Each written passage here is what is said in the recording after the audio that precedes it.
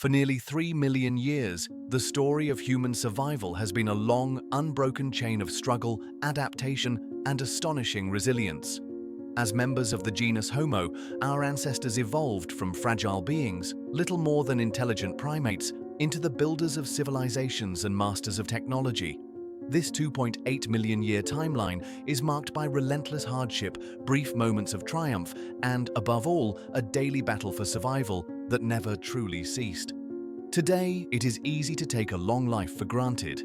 The global average life expectancy now stands at 73 years, a figure most of us assume we have a fair chance of reaching. Advances in medicine, nutrition, and technology have granted humanity a level of comfort and security our ancestors could never have imagined. Yet, when we look back through the lens of history, we begin to understand just how extraordinary modern life truly is. Not so long ago, only a few centuries in the past, human existence was often short, harsh, and uncertain. In 18th century France, for example, average life expectancy hovered between just 27 and 30 years. In ancient Greece, even the philosophers lived in a society where few made it past the age of 25. During the Bronze Age, the average lifespan barely rose above 26 years, and by the Neolithic period, it had dropped to around 20 years, a figure almost unimaginable to us today. These numbers were not simply the result of war or violence, but reflected a far more brutal reality: staggeringly high infant mortality rates and the complete absence of modern medicine. For most of human history, surviving into adulthood was already a remarkable achievement.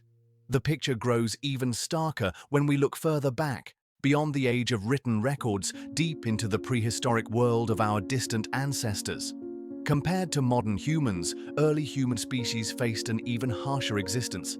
They lived under constant threat from predators, endured chronic food shortages, and were entirely at the mercy of unforgiving natural forces. For them, reaching their teenage years was an uncommon stroke of fortune. It was within this setting, a world where each day was a fight to hold on to life, that the long process of human evolution slowly unfolded. Our history is not just the story of invention and progress, but an epic of endurance and the unyielding effort to overcome adversity. Every small step forward, from learning to walk upright to mastering fire, was won through generations of struggle and sacrifice. In the vast panorama of evolution, if we could turn back time and compare the fortunes of different human species, we would see that Homo sapiens, modern humans, are, in truth, the fortunate ones. Our ancestors faced countless challenges, but many other human species once walked the earth, and among them, few endured a fate as grim as that of Homo habilis. Homo habilis appeared on Earth roughly 2.3 to 1.65 million years ago during the early Pleistocene epoch. They are often called the handyman, as they were among the first human species known to use stone tools, though these tools were still crude and primitive. Yet even these early innovations were far from enough to fundamentally change their fragile hold on life in the face of a harsh and unforgiving natural world. Archaeological and fossil evidence reveals a sobering truth. The average life expectancy of Homo habilis was only around 12 years, an extraordinarily low figure, even shorter than that of most modern primates. Compared to today's humans, their lives were about 6 times shorter, and that figure of 12 years may, in fact, be an optimistic estimate, as archaeological data suggests an extremely high rate of infant and child mortality. Many never survived to see their 10th birthday. This was not merely the result of accidents, it was the outcome of an unbroken chain of disadvantages that Homo habilis carried from the moment of birth. In a typical population, as many as 4 to 6 out of every 10 individuals died before reaching adolescence. When paleontologists examined the skeletal remains that have been uncovered, they found a significant scarcity of the bones of children and infants compared to adults. Evidence that most young never even survived long enough for their remains to fossilize and leave a trace in the record. So, what condemned Homo habilis to such a grim fate? First, we must understand that their environment was both harsh and full of danger. The African climate at the time fluctuated dramatically, shifting between humid heat and cold aridity, leaving food sources perpetually uncertain. Disease and chronic malnutrition also played a major role in their staggeringly high mortality rates. To understand why Homo habilis had such short lifespans, we need to look closely at three core causes: fragile physical build, a risky diet and foraging habits, and the ever-present threat of predators. Fragile, vulnerable bodies. Homo habilis was among the smallest human species ever to exist. Their average height was only about 1.2 meters, around 4 feet shorter than some modern primate species. Their body mass was roughly 60% of that of modern humans, giving them a slight, delicate frame and little physical strength to ward off the dangers of the wild. One striking detail is that their bones were relatively weak, prone to breaking or injury from impacts. They moved daily across rugged, uneven and slippery terrain and maintained a semi-arboreal lifestyle, still climbing trees to avoid predators or to forage. Yet their climbing ability was nowhere near that of chimpanzees, so the risk of falling was ever present. Archaeological evidence reveals frequent signs of broken bones, chipped teeth, and other trauma in Homo habilis remains, indicating that injury was an inescapable part of daily life. Their physical weakness not only made them more prone to accidents, but also reduced their ability to defend themselves or flee from predators. In an environment where strength and speed often meant the difference between life and death, Homo habilis was at a disadvantage from the very start. Risky diet and dangerous foraging habits. Despite their small bodies, Homo habilis was the first human species known to have a relatively varied diet, including animal meat. Analysis of their large incisors and thick jawbones suggests they consumed more meat than earlier human species, alongside fruits and wild plants. They also ate fish, which forced them to frequent riverbanks and lakeshores, dangerous places where predators like crocodiles were always lying in wait. Still, Homo habilis primarily survived through scavenging, taking advantage of carcasses left behind by larger predators or from animals that died naturally rather than hunting themselves. This unreliable food source meant they were in constant competition with far stronger carnivores, from hyenas to saber-toothed cats. Even with the use of simple stone tools, their ability to defend themselves was minimal, not enough to fend off large predators or protect their hard-won meat. This dangerous foraging style not only increased the risk of being attacked, but also exposed them to frequent injury or even death while competing for food or fleeing from danger. Surrounded by dangerous predators. The East and Southern African landscapes during the age of Homo habilis were among the harshest and most dangerous environments in natural history. Fossil surveys show that, counting only large carnivores, more than 30 predator species lived alongside them, ready to steal a kill or attack Homo habilis outright at any moment. Among these was Meganterion, a large saber-toothed cat with powerful hind legs like those of a lion. It could kill prey with a single bite to the neck or even drive its fangs straight into the skull. Many early human fossils bear tooth marks from this predator at the front of the skull. Other saber-toothed cats included Dinophilis, Homotherium, and especially Machairodus, one of the largest saber-toothed cats in history, weighing up to 405 kilograms, nearly 900 pounds. Against such massive hunters, a small-bodied Homo habilis stood virtually no chance of survival once spotted. They also faced prehistoric hyenas, most notably Pachacracuta, the largest hyena ever known. With bone-crushing jaws, it was a scavenger and a pack hunter capable of eating prey alive. Another genus, Chasmoporthetes, was equally dangerous, built for speed with long cheetah-like legs, hunting in large packs. Since Homo habilis was not a fast runner, escape was nearly impossible.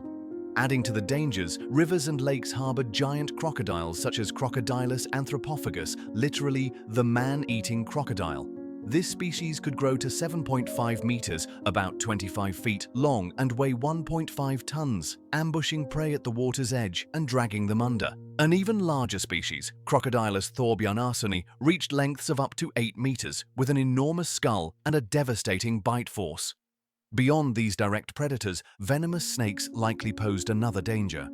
While no direct fossil evidence confirms this, many researchers believe that snake predation played a role in the evolution of humans' innate fear of snakes, an instinct that persists to this day. Threats from large herbivores and omnivores. Predators weren't the only danger. In the untamed African wilderness over 2 million years ago, Homo habilis also shared the land with massive herbivores and omnivores, creatures we now mostly know from museums or documentaries. Ancient rhinos, hippos, forest elephants, giant warthogs, primitive zebras, and even giraffes could all be deadly, especially when competing with humans for water or grazing grounds. Contrary to the common belief that only predators are dangerous, these huge herbivores were often even more deadly, especially when threatened or during breeding season. Hippos, for instance, are notoriously aggressive and possess the strongest bite of any land mammal. Modern statistics show that hippos kill more people in Africa today than crocodiles do. For a small-bodied Homo habilis, merely approaching a herd of hippos or rhinos guarding their young could be fatal. Even prehistoric warthogs and large reptiles like giant tortoises could become unexpected threats if they felt their territory was being invaded. Dental and nutritional problems. Apart from environmental threats, Homo habilis faced a challenge few consider: dental health. Archaeological analysis of 26 Homo habilis skeletons found that only about 40% had teeth in relatively good condition, with no severe damage. The majority showed significant enamel wear. Strikingly, many of these cases were found in young individuals, some under the age of 10, who already had cavities and serious enamel erosion. The primary cause lay in their harsh diet. Homo habilis frequently chewed raw meat, roots, and fibrous plants. Without tools for cooking or processing, they used their teeth to break down extremely tough foods, causing enamel wear, broken teeth, and even oral infections. Severe tooth loss or pain made eating difficult, especially in times of food scarcity, leading to malnutrition and further shortening their already brief lifespans. Harsh climate and starvation. The climate of the Pleistocene epoch was no less unforgiving. This period was marked by dramatic temperature shifts, with glacial ages alternating with warm, humid phases, each lasting tens of thousands of years. Such fluctuations often wiped out vegetation or transformed ecosystems abruptly, making food sources scarce, especially during prolonged droughts.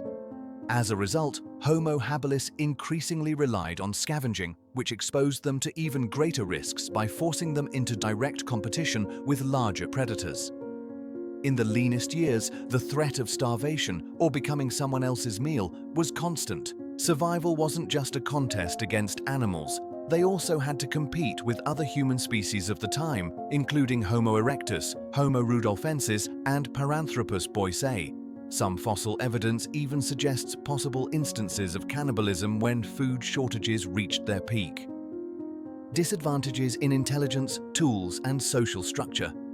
In the evolutionary landscape, Homo habilis was also at a clear intellectual disadvantage compared to other human species of their era. Their brains averaged 500 to 687 cubic centimeters, at least 25% smaller than those of Homo rudolfensis and far behind Homo erectus, whose brain size could be double. Limited intelligence hindered their ability to invent tools, develop social structures, or cooperate in large-scale hunts. The stone tools they made were the most basic, sharp flakes used for cutting, breaking bones, or stripping bark. They did not know how to make fire, nor could they craft knives, spear points, or bone and wood weapons like their contemporaries. This left them at a permanent disadvantage when competing for survival with smarter, better-equipped human species. On top of that, the Pleistocene environment brought them face-to-face with colossal adversaries like Deinopithecus, a giant prehistoric baboon with overwhelming size and power, armed with sharp canine teeth and a body 3 times larger than that of Homo habilis. A single encounter with such a creature could spell disaster for an entire group.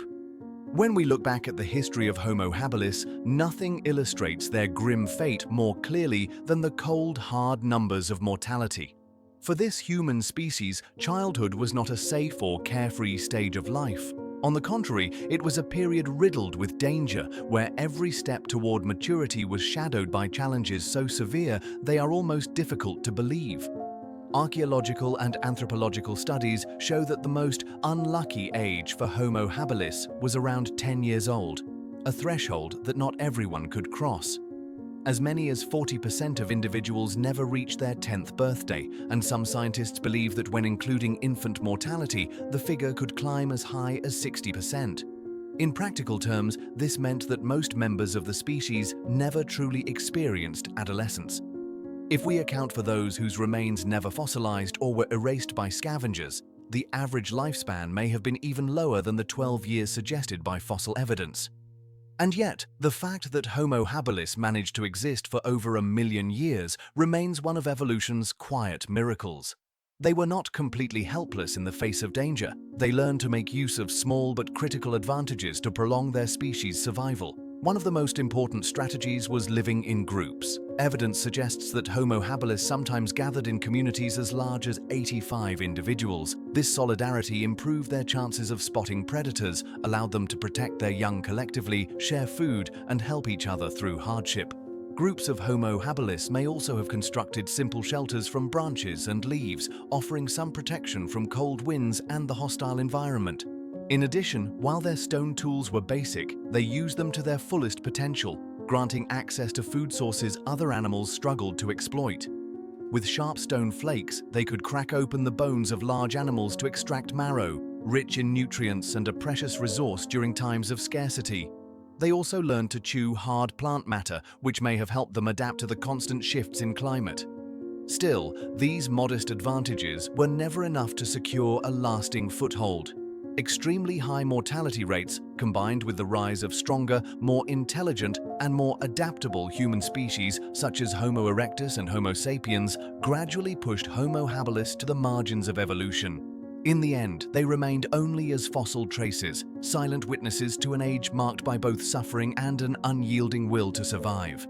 To live as a Homo habilis is not an experience anyone would choose given the option. And yet, it was through their quiet struggles and sacrifices that the path was paved for humanity's later leaps forward. Their endurance, however brief in each individual life, formed one of the earliest chapters in the long story of human survival. Today, when we look back on that history, we are reminded to appreciate every achievement we now enjoy. If you enjoyed this content, be sure to like and share your thoughts in the comments. Thank you for watching.